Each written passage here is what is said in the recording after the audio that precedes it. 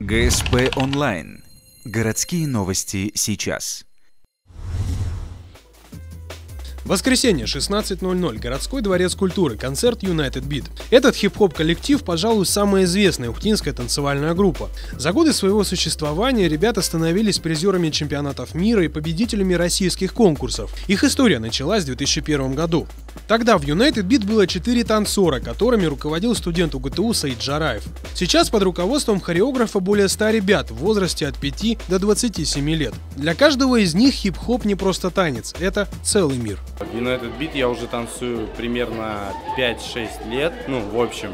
Вот. Это мой второй дом, это моя семья, это моя жизнь, это то, что, чем я живу, мне это нравится.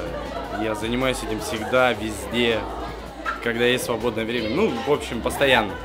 Танцоры United Beat выступают в 6 хип-хоп направлениях, и смотря на их искусство, кажется, что ребята действительно мастера своего дела. В коллективе танцуют как юноши, так и девушки.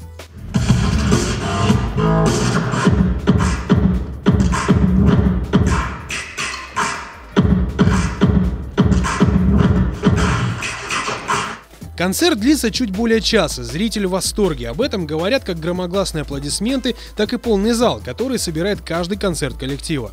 Следующее отчетное выступление по традиции United Beat покажет весной. Также в планах коллектива выступление на чемпионате мира по хип-хопу в Милане.